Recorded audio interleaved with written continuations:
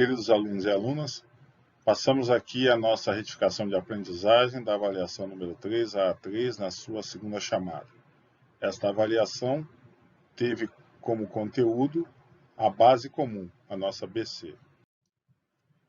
Colocamos então aqui a nossa capa da nossa avaliação de segunda chamada.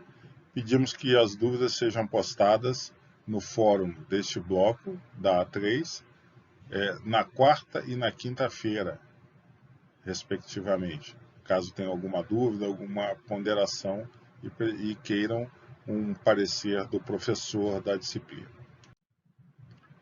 Questão 36. O sistema econômico alemão existente antes da guerra dependia de três fatores principais. Primeiro, o comércio ultramarino representado pela sua marinha mercante, suas colônias, seus investimentos estrangeiros, suas exportações e as ligações dos seus comerciantes com o exterior. Segundo, a exploração de seu ferro e carvão e as indústrias baseadas nesses produtos. Terceiro, seu sistema de transporte e suas tarifas. Deles, o primeiro era certamente o mais vulnerável, embora não o menos importante. Ora, o tratado busca a destruição sistemática de todos os três, mas principalmente dos dois primeiros.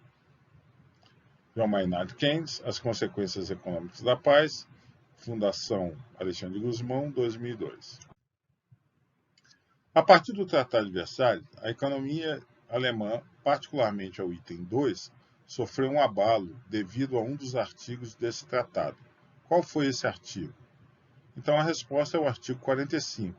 A Alemanha cede à França a propriedade absoluta dos territórios, com direito total de exploração das minas de carvão situadas na bacia do rio Saar.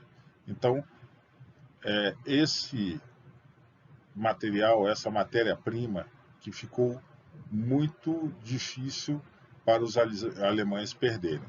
Então, o artigo 45 é o que responde de acordo com o texto. O artigo 80 não era a independência da Áustria, que isso não é uma causa econômica. O exército alemão também não é uma causa econômica.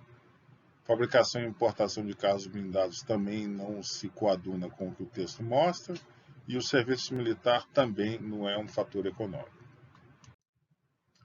Questão 37. Do ponto de vista econômico, o governo de Stalin se caracterizou por uma economia planificada e o estabelecimento de metas conduzidas pelo Estado.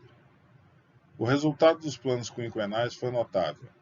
Enquanto o mundo capitalista amargava uma grave crise social e econômica resultante da quebra da Bolsa de Valores de Nova York, a União Soviética cresceu cerca de 180% entre 1928 e 1938. Mas seu custo social foi altíssimo. Milhões de camponeses morreram de fome no processo de expropriação das terras e coletivização da produção, e os que reagiram foram brutalmente reprimidos. Na Ucrânia, cujos efeitos dessa política foram particularmente cruéis, o período de 1932 a 1933 ficaria conhecido na memória local como Holodomor, ou Holocausto Ucraniano, com a morte pela fome de milhões de pessoas. Marcos Napolitano, História Contemporânea 2, do Entre Guerras à Nova Ordem Mundial, São Paulo Contexto 2020, página 31. Sobre os planos quinquenais, podemos afirmar que a. Eles foram profundamente prejudicados pela crise de 29, pois a União Soviética dependia de recursos oriundos dos Estados Unidos e da Europa Ocidental para promover a industrialização maciça do seu território. Não, porque o texto afirma justamente o contrário. B. O exemplo da Ucrânia, citado no texto, é uma exceção à relação à postura do governo soviético em relação a opositores às políticas do regime que, no geral, era tolerante a críticas e à pluralidade de opiniões. Totalmente falso, visto que Stalin era um totalitarista. C. O contexto dos planos quinquenais também foi caracterizado pela disputa entre Stalin e Lenin pela liderança do Partido Comunista. Stalin venceu, enquanto Lenin foi exilado e posteriormente assassinado. Não é Lenin, mas sim Trotsky que passou por isso. D. Apesar do relativo sucesso, os planos quinquenais foram suspensos no ano de 1930 e Stalin implantou a NEP, nova política econômica, que reintroduziu algumas práticas capitalistas na União Soviética. A NEP foi introduzida por Lenin, não por Stalin. Letra E. Embora a União Soviética tenha atingido grande crescimento econômico, o custo em vidas humanas da política econômica do governo stalinista também foi elevado, com milhões de mortos pela fome e pela repressão. Esta é a verdadeira. Esta letra E responde à questão. Questão 38. Ao retornar de seu exílio na Suíça, Lenin escreveu uma espécie de roteiro para seus partidários. Leia o trecho a seguir. Reconhecer que, na maior parte dos soviets de deputados operários, nosso partido está em minoria, e por agora, em uma ampla minoria, diante do bloco de todos os elementos pequeno-burgueses e oportunistas, submetidos à influência da burguesia e que levam essa influência ao seio do proletariado, que compreende desde os socialistas, populistas e os socialistas revolucionários, até o comitê de organização, Scheitz, Stalin, etc., Steklov, etc., etc. Vladimir Ilyich Ulyanov, o Lenin, tese de abril, 4 de abril de 1917. Lenin reconhecia que, nesse momento, seus partidários estavam em minoria. Quem eram eles? Os partidários dele eram os bolcheviques. Não eram integrantes da Duma, com a qual ele não concordava, os mencheviques eram outro lado, os kulaks eram campesinos ricos e aristocratas czaristas muito menos, né? Então os bolcheviques eram seus partidários que estavam em minoria, apesar de bolchevique significar maioria. Questão 39. Em 1919, o Dr. José Tomás Nabuco de Gouveia, chefe da missão médica brasileira durante a Primeira Guerra Mundial, apresentou um relatório ao ministro da Guerra, no qual aponta os efeitos da gripe espanhola no navio que levava os brasileiros. Os primeiros doentes julgaram-se vítimas de uma gripe comum e banal. Esses casos, porém, foram se tornando cada vez mais numerosos. O espírito que todos, mesmo os doentes, recebiam a notificação de novos casos era de perfeito bom humor. Pouco a pouco viam-se as mesas dos refeitórios esvaziarem-se. Ninguém tinha até então imaginado que, na realidade, o que estava graçando a bordo era a terrível pandemia espanhola. Relatório apresentado ao ministro da Guerra pelo Dr. José Tomás Nabuco de Gouveia, chefe da missão, em 18 de janeiro de 1919. Diário Oficial dos Estados Unidos do Brasil, 14 de março de 1919, seção 1, páginas 8 a 16. Com base nos seus conhecimentos sobre a participação brasileira na Primeira Guerra Mundial e a pandemia de gripe espanhola, podemos afirmar que a doença atingiu somente brasileiros que foram enviados em missões de apoio durante a guerra. O território do Brasil não chegou a registrar casos da gripe espanhola. As duas afirmações estão falsas. Não procedem. B. Diferentemente da atual pandemia de Covid-19, na época sabia-se como tratar a gripe espanhola. Tal fato contribuiu para que o efeito da doença fosse limitado e sua mortalidade fosse baixa. Muito pelo contrário, ambas as coisas. C. Apesar dos casos de gripe espanhola, a missão médica chegou à Europa. Na França foi criado, inclusive, o Hospital Franco-Brasileiro para as vítimas da guerra. Correto? Isso, inclusive, consta do material disponível para os alunos. Letra D. O Brasil entrou no conflito após o torpedeamento de navios brasileiros por submarinos da Tríplice Entente. Daí o envio de uma missão médica para a França, que compõe a Tríplice Aliança. As alianças aqui estão trocadas, né? A França pertencia à Tríplice Entente e os Estados Centrais, as potências centrais, pertenciam à Tríplice Aliança. Letra E. A missão médica foi a única forma de atuação brasileira no conflito mundial que, do ponto de vista econômico, contribuiu para que o Brasil se tornasse o principal fornecedor de armamento e munições para os países europeus. Não, nós mandamos um destacamento naval e alguns aviadores lutaram na França. Questão 40. O Código do Trabalho é um dos documentos fundamentais do fascismo. Foi aprovado pelo Grande Conselho do Fascismo a 21 de abril de 1927, para afirmar os princípios essenciais sobre os quais se baseia a organização do Estado corporativo fascista e as normas que devem regularizar a vida econômica nacional e as condições das categorias de trabalhadores. Pode-se afirmar que nestas normas encontram sua realização os problemas e as reivindicações de mais de um século de movimento social europeu. É importante observar que os princípios do Código do Trabalho italiano não se limitaram a simples afirmações ideais, mas foram realizadas por meio de leis apropriadas que estabelecem praticamente todos os benefícios proporcionados pelo Código aos trabalhadores. Benito Mussolini, o Estado corporativo. O Duce italiano, nesse trecho, se referiu à Carta del Lavoro, mencionado no material de apoio. Fasci di Combattimento era a origem do Partido Fascista, Il Popolo da Itália era o jornal, Avanti, outro jornal, e a Cinecittà era a Hollywood italiana, que existe até hoje. Questão 41.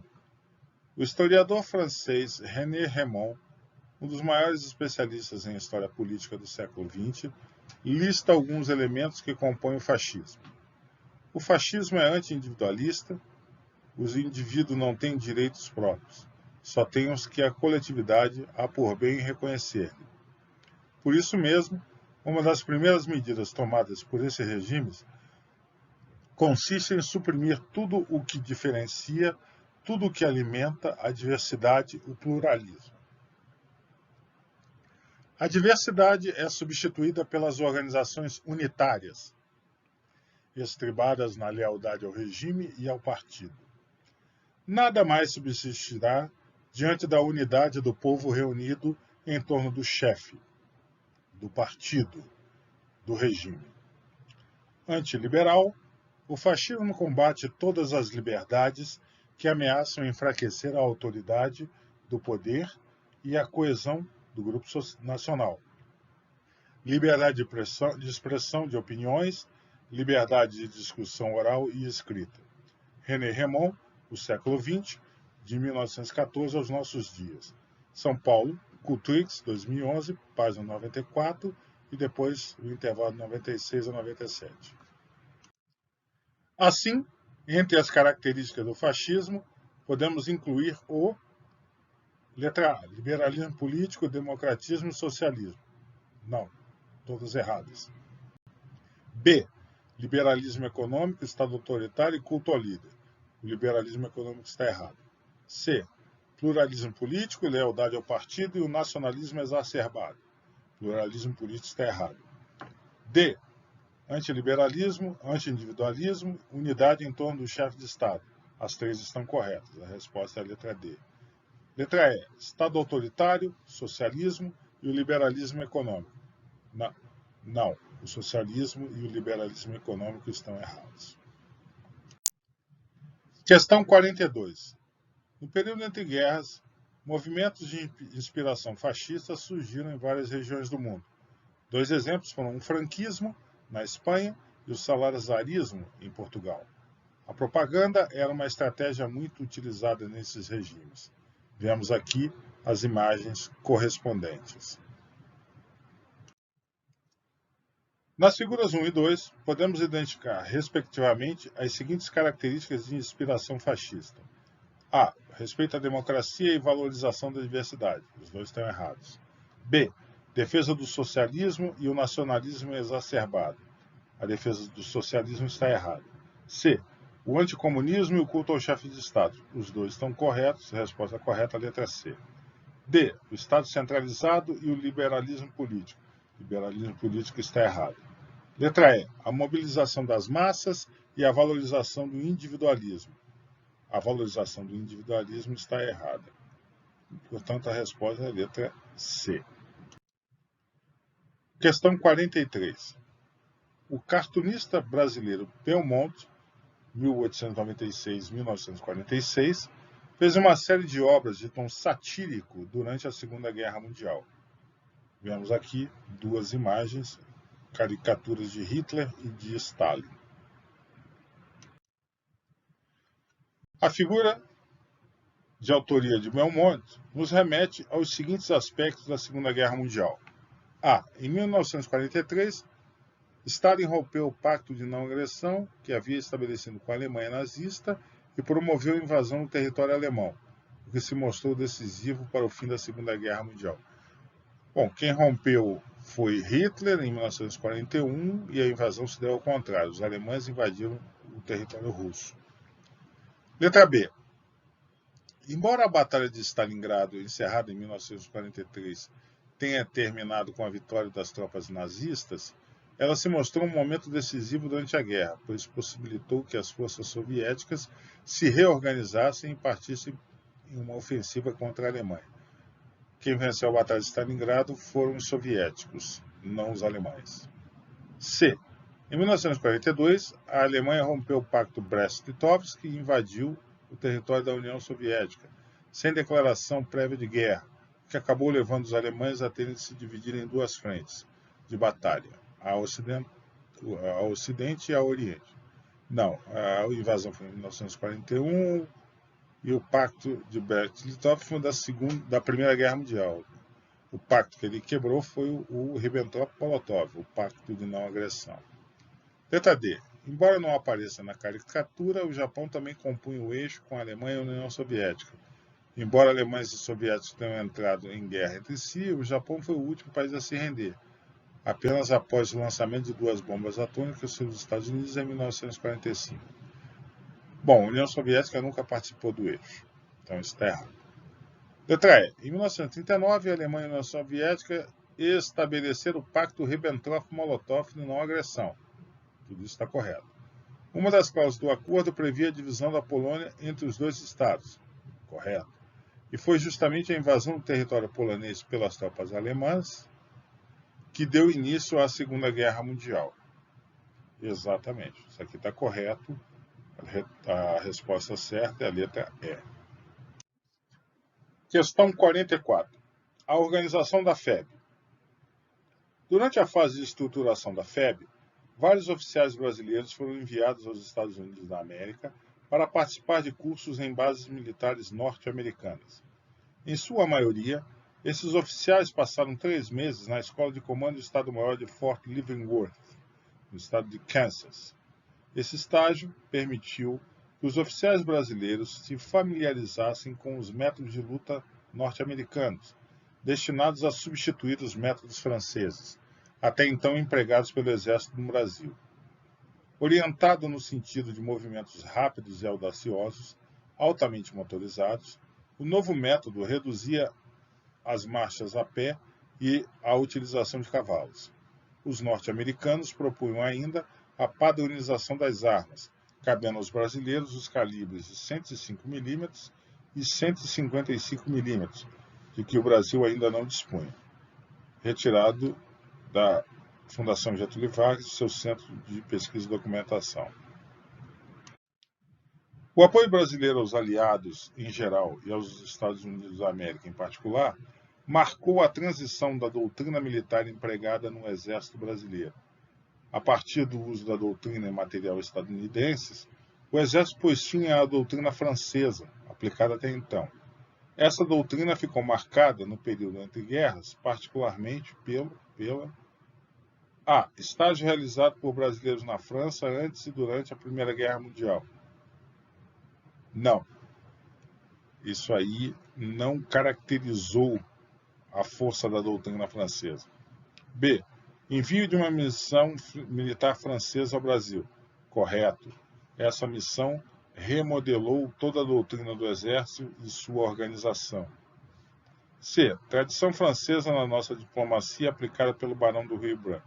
Não, isso não entrou marcantemente na doutrina. D. Adoção de habilidades francesas no Brasil. Não.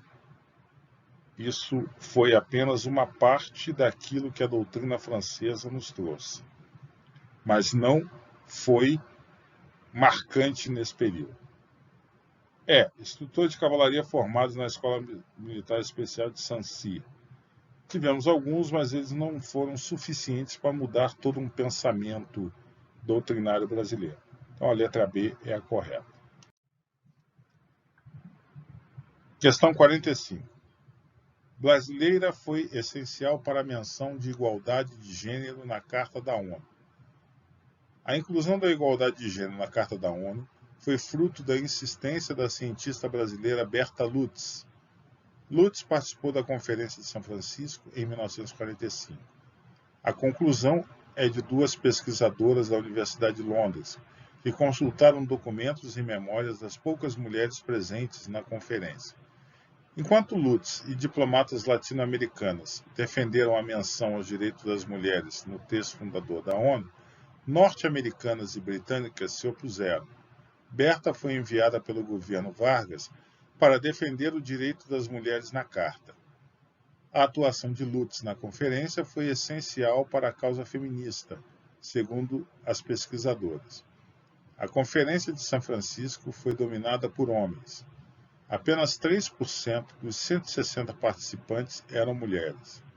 As diplomatas latino-americanas tiveram posições mais progressistas, de acordo com as pesquisadoras Elise Jacquinson e Fátima Santor. Em um dos seus discursos, Berta disse: "Nunca haverá paz no mundo enquanto as mulheres não ajudarem a criá-la." Descrita como uma figura complexa de excepcional energia e talento, Lutz morreu em 1976, aos 84 anos, deixando memorável carreira profissional. Berta Lutz foi uma das grandes mulheres de seu tempo. Luciana Bruno, Centro de Informações da ONU para o Brasil, disponíveis no site aqui colocado. A ação da brasileira Berta Lutz pode ser vista no seguinte trecho do preâmbulo da Carta das Nações Unidas. Então, tem que ser um trecho que fale da igualdade de gênero. A. Preservar as gerações vindouras do flagelo da guerra que, por 2 vezes no espaço de uma vida humana, trouxe sofrimentos indizíveis à humanidade. Não traz essa colocação. B.